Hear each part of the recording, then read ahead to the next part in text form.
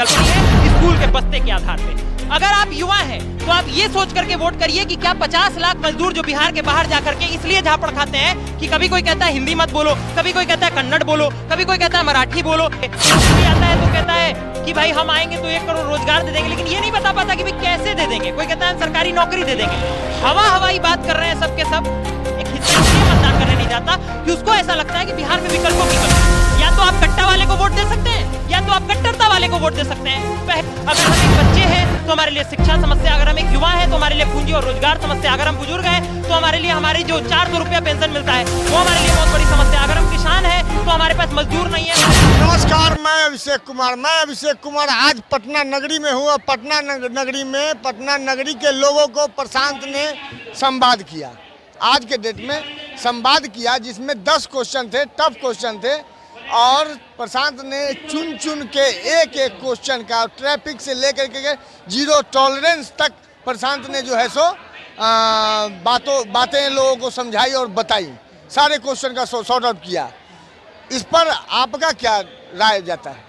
देखिए, एकमात्र ऐसे व्यक्ति हैं बिहार में जो जनता की बात कर रहे हैं, जो बिहार की बात कर रहे हैं। बाकी नेताओं में, बाकी दलों में, बाकी व्यवस्थाओं में क्या अंतर है कि वो सब अपनी अपनी बातें बता रहे हैं। नीतीश कह रहे हैं हम ऐसा कर देंगे, हम वो कर देंगे। कोई आता है तो कहता है कि भाई हम आएंगे तो 1 करोड़ रोजगार दे देंगे, लेकिन ये नहीं बता पाता कि भाई कैसे दे देंगे। कोई कहता है सरकारी नौकरी दे देंगे, हवाई बात कर रहे हैं सबके सब। एक तरफ तो नीतीश जी के ऊपर आरोप भी लग रहा है कि भाई मानसिक स्थिति ठीक नहीं है, इसलिए वो कह देते हैं कि 1 करोड़ हम रोजगार देने वाले। प्रशांत ही लगा रहे हैं आरोप।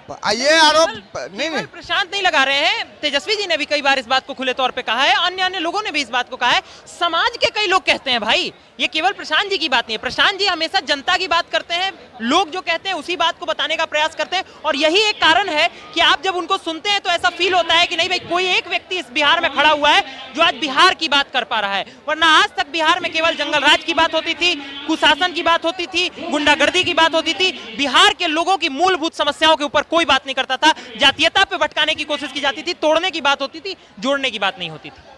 तोड़ने की बात तो होती थी, जोड़ने की बात नहीं होती थी। लेकिन प्रशांत में ऐसा क्या है जो लोग जो है सो भीड़ उमड़ के आ रही है और कोई ऐसा एक मुद्दा या पलायन का हो या शिक्षा का हो या रोजगार का हो, किसी भी प्रकार का, उस पर आपका किस मुद्दा पर आपका निगाह गया जो प्रशांत के आगोश में आप आ गए? देखिए, इसमें तो 2 सवाल हैं अपने आप में जो आपने पूछा कि पहला सवाल इसका ये है कि प्रशांत में ऐसा क्या है कि उसके साथ लोग जा रहे हैं। तो प्रशांत जी ने जिस दल का निर्माण किया, जिस व्यवस्था को बनाने का नाम दिया, उसका नाम रखा जन सुराज, अर्थात जनता का सुंदर राज। वो भी किस तरीके से? सही लोगों के सही सोच से, सामूहिक प्रयास के अंतर्गत। तो ये एकमात्र ऐसी सोच थी जो जनता को सीधे तौर पे कनेक्ट कर रही थी। दूसरा जो आपने कहा कि पलायन या फिर शिक्षा या फिर कौन से ऐसा विषय था जिससे प्रशांत जी के साथ आपका कनेक्शन फील हुआ? प्रशांत जी की हर एक बात के साथ अपने तौर पे कनेक्शन फील हो रहा है, क्योंकि हर एक बात अपने तौर पे एक मूलभूत समस्या है। अगर हम एक बच्चे हैं तो हमारे लिए शिक्षा समस्या, अगर हम एक युवा है तो हमारे लिए पूंजी और रोजगार समस्या, अगर हम बुजुर्ग हैं तो हमारे लिए हमारी जो 400 रुपया पेंशन मिलता है वो हमारे लिए बहुत बड़ी समस्या, अगर हम किसान हैं तो हमारे पास मजदूर नहीं है, हमारे पास खेत नहीं है, हम अगर दलित महादलित हैं तो हमारे को जमीन कह करके नहीं दिया गया, 2 लाख रुपया कह करके बिहार के सर्वे के बाद नहीं दिया गया, ये हमारे लिए समस्या। और एकमात्र व्यक्ति उसके ऊपर बात कर रहा है वो प्रशांत जी है। और दूसरा बात एक और है, इन्होंने कहा कि हम प्रयास कर रहे हैं, हम इस बात का दावा नहीं करते कि हम सबसे बढ़िया, बाकी सब कह रहे हैं। अब देखिए ना, तेजस्वी जी कहते हैं कि हम मुख्यमंत्री बनेंगे, नीतीश जी कहते हैं कि हम मुख्यमंत्री बनेंगे। ये कह रहे हैं भाई मुख्यमंत्री बात की चीज है, हम व्यवस्था बनाने आए हैं। और व्यवस्था में भी ये नहीं कह रहे हैं कि हम मुख्यमंत्री बनने आए हैं, ये कह रहे हैं कि भाई हम एक प्रयास कर रहे हैं, ये प्रयास हो सकता है सफल हो सकता है असफल हो, और इसलिए आप हम पे एक बार विश्वास करके देख सकते हैं। हमसे योग्य अगर कोई व्यक्ति दिख जाए तो उसके साथ चले जाइए। ये बोलने की हैसियत इस देश के किसी और नेता के पास नहीं है।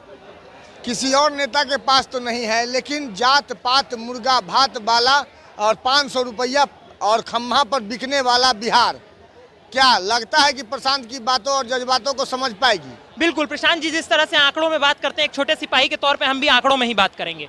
अगर 100% लोग बिहार में मतदाता है तो 60% से ज्यादा बिहार में मतदान नहीं होता है। 40% बुद्धिजीवी वर्ग का एक वो हिस्सा है जो इसलिए मतदान करने नहीं जाता, 40% बुद्धिजीवी वर्ग का एक हिस्सा इसलिए मतदान करने नहीं जाता कि उसको ऐसा लगता है कि बिहार में विकल्पों की कमी है। या तो आप कट्टा वाले को वोट दे सकते हैं या तो आप कट्टरता वाले को वोट दे सकते हैं। पहली बार कलम और बस्ता की बात करना अगर किसी ने शुरू किया है जनसुराज और प्रशांत किशोर जी के नेतृत्व और मार्गदर्शन में, आप इस बार देखिएगा वो 40% वोट देने निकलेगा और वो 40% इतना योग्य है कि जीतने वाले को भी बिहार में 40% मत प्राप्त नहीं होते हैं। इसलिए इस बार की व्यवस्था, एक अलग दिशा में जाने वाली है। बिहार के सूर्योदय का समय बहुत समीप है। चलिए, आप अगर बच्चे हैं, युवा हैं और बुजुर्ग हैं, तो बुजुर्गों के लिए जो कहना है वो कह सकते हैं आप मेरे चैनल के माध्यम से। अगर आप स्टूडेंट हैं तो स्टूडेंट के लिए कुछ कह दीजिए, अगर आप बच्चे हैं तो बच्चे के लिए कुछ कह दीजिए। देखिए, अगर हम बच्चे हैं तो सबसे पहले बच्चे मन के सच्चे होते हैं, वहीं से शुरू करते हैं। अगर हमको बच्चों के लिए कहना है तो हम यही कहेंगे कि भाई ऐसा है कि हम लोग जिस बिहार में खड़े हैं, पिछले 35 साल में आपके पिताजी का और आपके दादाजी का जीवन लालू और नीतीश की सरकार ने मिलकर बर्बाद कर दिया है। अब आपके पास ये अधिकार है कि आप अपने माता पिता से और अपने दादा दादी से कहिए कि अगर आपके लिए बेहतर बिहार का निर्माण करना है तो इस बार एक ऐसी व्यवस्था के लिए वोट करें जो जनता के सुंदर राज को स्थापित करने के लिए निकल पड़ी है, स्कूल के बस्ते के आधार पर।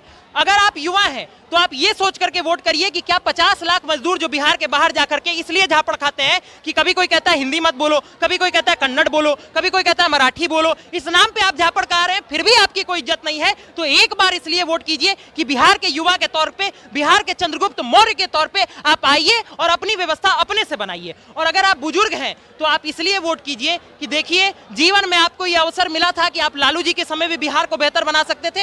हो सकता है आपसे अनजाने में गलती हुई, जीवन में आपको अवसर मिला, आप सुशासन लाए, आपने नीतीश जी को चुना, हो सकता है दोबारा गलती हो गई। तिबारा गलती न करिएगा। बिहार में आपके पोते पोतियों का भविष्य खराब ना हो।